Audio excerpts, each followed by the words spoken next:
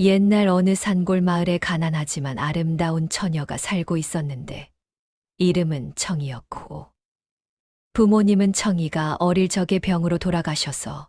홀로 삭바느질과 길쌈으로 근근히 생계를 이어가고 있었으며 비록 가난했지만 마음씨가 착하고 부지런해서 마을 사람들의 사랑을 받았습니다. 청이는 얼굴이 달처럼 곱고 마음씨가 옥처럼 맑아서 많은 총각들이 청혼을 했지만 집안이 너무 가난하여 혼수를 준비할 수 없어서 번번이 혼담이 무산되었고 그렇게 스물이 넘도록 시집을 가지 못하고 있었으며 낮에는 부잣집 아낙네들의 바느질을 해주고 밤에는 배를 짜며 홀로 외롭게 살아가면서 가끔 창밖으로 보이는 달을 보며 언젠가는 자신도 좋은 인연을 만나 행복하게 살 수 있을까 하는 생각을 하곤 했습니다. 그러던 어느 가을날 마을에 큰 행차가 들어왔는데 옆 고을의 부잣집 도련님이 장가를 들기 위해 신부를 찾아다니고 있다는 소문이 퍼졌고 그 집안의 매파 할머니가 마을 곳곳을 돌아다니며 처녀들을 만나보고 있다는 이야기가 들렸으며 마을 사람들은 모두 들썩였고 젊은 처녀들은 혹시나 하는 마음에 단장을 하며 기대에 부풀어 있었습니다. 그런데 놀랍게도 매파 할머니가 청인의 집 문을 두드렸고 청인은 깜짝 놀라 어찌 된 일이냐고 물었더니 매파 할머니는 도련님이 청이의 소문을 듣고 꼭 만나보고 싶어 한다며 혼담을 꺼냈으며 청이는 자신이 너무 가난해서 그런 집안과는 어울리지 않는다고 사양했지만 매파 할머니는 도련님 집안에서는 돈이 문제가 아니며 오직 마음씨 곱고 착하며 정직한 며느리를 원한다고 거듭 설득했고 혼수도 신랑 집에서 모두 준비할 테니 걱정하지 말라고 말했습니다. 청이는 고민에 빠졌는데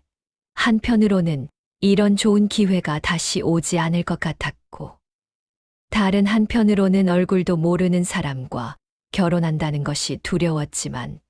결국 운명을 받아들이기로 마음먹고 혼담을 받아들였으며 기리를 받아 혼례 날짜가 정해졌고 신랑 집에서는 약속대로 화려한 혼수를 보내왔는데 마을 사람들은 그 많은 물건들을 보고 모두 놀라워했으며 청이의 행운을 부러워했습니다. 하지만 이상한 점이 하나 있었는데 신랑은 혼례 전에 한 번도 얼굴을 보여주지 않았고 항상 얼굴을 가리고 있어서 어떻게 생겼는지 아무도 알 수가 없었으며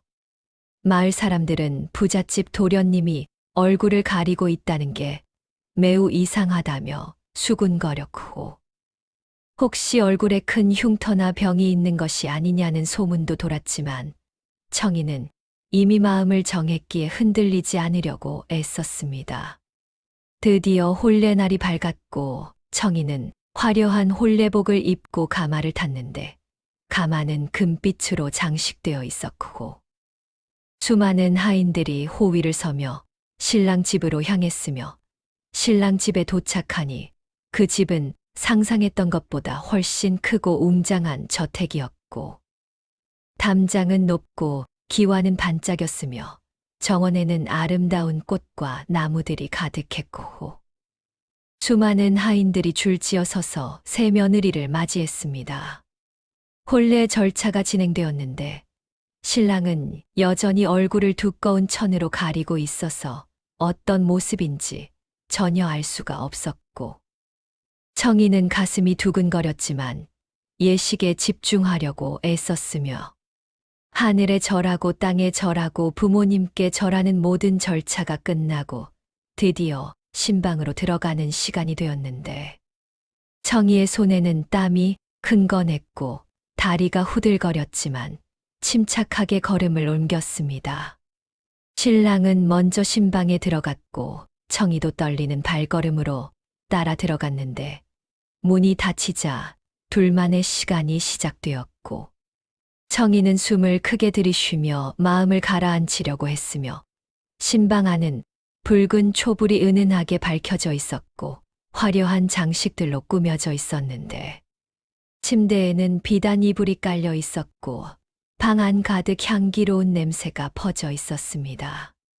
신랑은 한참을 말없이 서 있다가 천천히 얼굴을 가렸던 천을 벗기 시작했는데 청이는 숨을 죽이고 지켜보았고 심장이 터질 듯 빠르게 뛰었으며 천이 한 겹 한 겹 벗겨지고 마침내 신랑의 얼굴이 완전히 드러났는데 청이는 그 순간 놀라서 비명을 지를 뻔했으나 간신히 입을 막고 참았고 신랑의 얼굴은 사람의 얼굴이 아니라 여우의 얼굴이었던 것인데 뾰족한 귀와 길쭉한 주둥이 그리고 붉은 빛이 도는 털을 가진 여우의 얼굴이었지만 그 눈빛만은 슬프고 애절했으며 인간의 감정이 고스란히 담겨 있었습니다. 청이는 놀라고 무서웠지만 도망치지 않고 그 자리에 서 있었는데 신랑 여우는 사람의 말을 할 수 있었고 낮고 떨리는 목소리로 청이에게 말을 걸기 시작했으며 깊이 사과하며 자신의 사연을 털어놓았는데 자신은 원래 깊은 산속에 사는 구미호였지만 수백 년 동안 돌을 닦아 거의 사람이 될 뻔했으나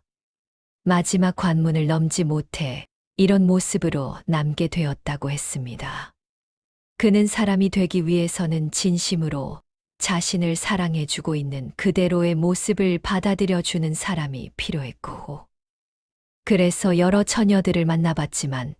모두 그의 모습을 보고 비명을 지르며 도망쳤거나 기절해버렸다고 했으며, 신랑 여우는 청이에게도 도망가도 좋다며 억지로 붙잡지 않겠고 원한다면 혼인을 취소하고 넉넉한 보상금을 주어 마을로 돌려보내겠다고 말했는데 그의 목소리에는 깊은 슬픔과 체념이 묻어났습니다. 청이는 한참을 말없이 서 있다가 천천히 신랑의 눈을 바라보았는데 그 눈에서 진실한 슬픔과 외로움 그리고 간절함을 읽을 수 있었고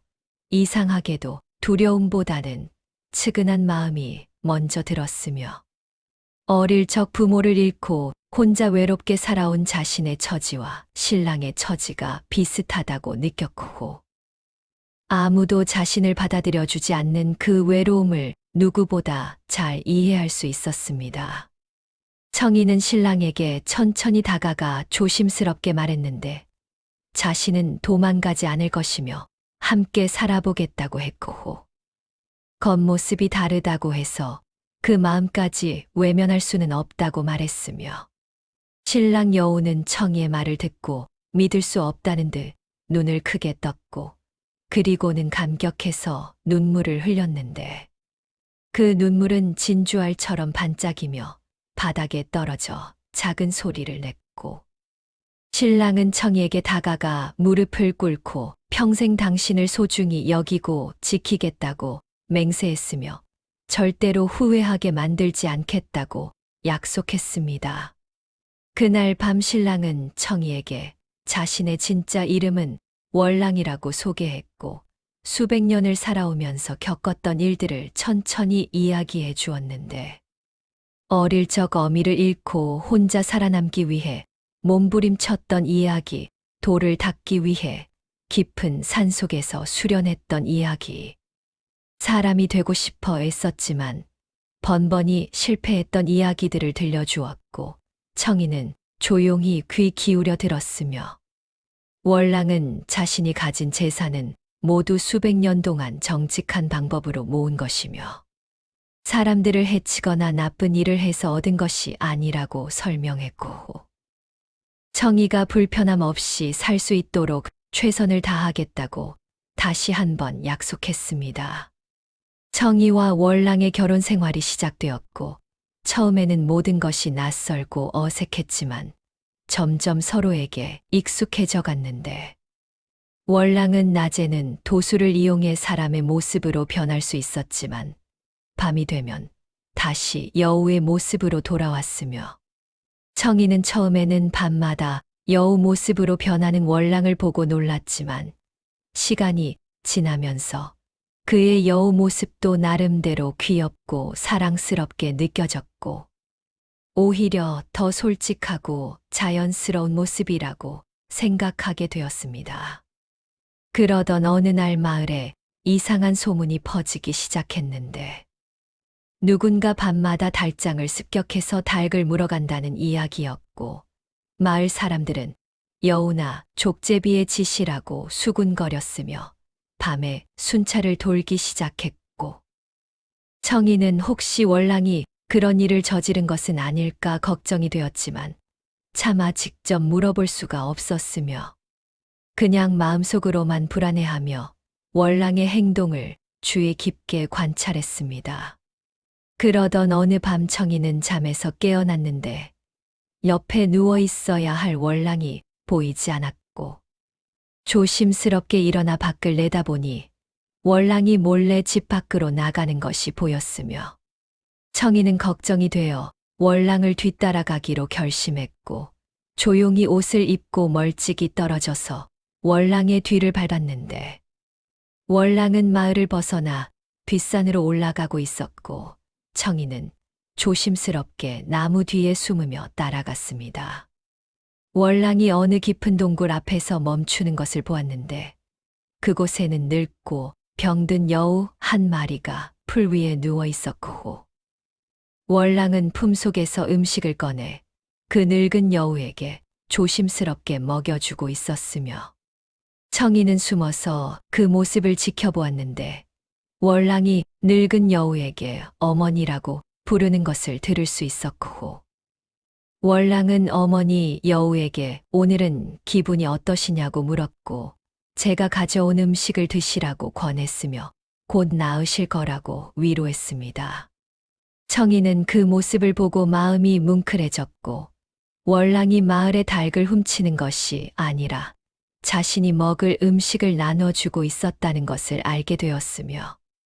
그의 효심에 깊이 감동했고 조용히 집으로 돌아왔으며, 월랑이 돌아올 때까지 자는 척하고 있었는데,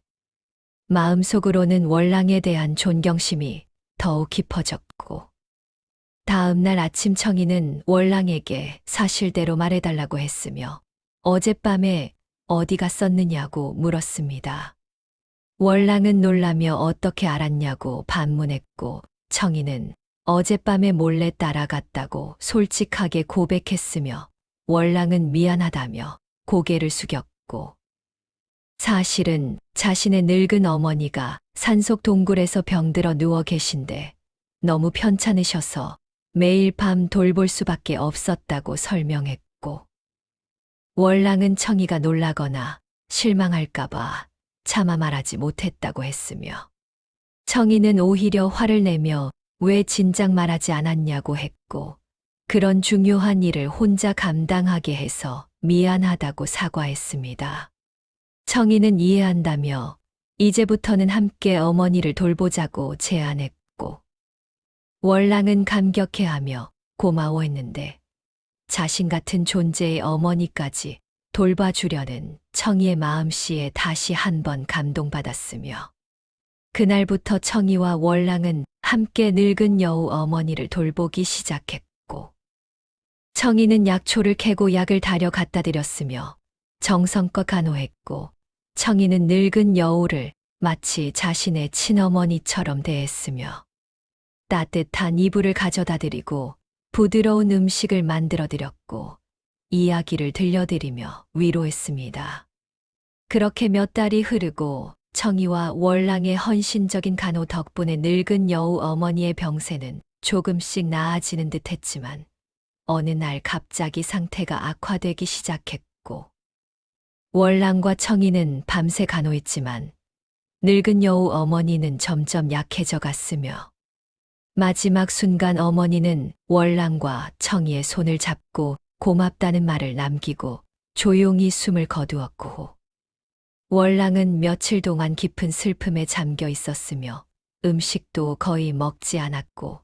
동굴 앞에서 하염없이 시간을 보냈습니다. 청이는 비록 여우였지만 가족을 잃는 슬픔은 사람이나 짐승이나 다를 바 없다는 것을 깊이 깨달았고, 월랑의 아픔을 함께 나누려고 애썼으며 어머니의 장례를 정성껏 치르고 난 후 월랑은 청이에게 깊은 감사를 표했고, 당신이 아니었다면 어머니의 마지막을 이렇게 편안하게 해드리지 못했을 거라며 평생 잊지 못할 은혜라고 말했으며, 청이는 그저 당연한 일을 했을 뿐이라며 월랑을 위로했고, 이제는 슬픔을 떨쳐내고 앞으로 나아가자고 격려했습니다.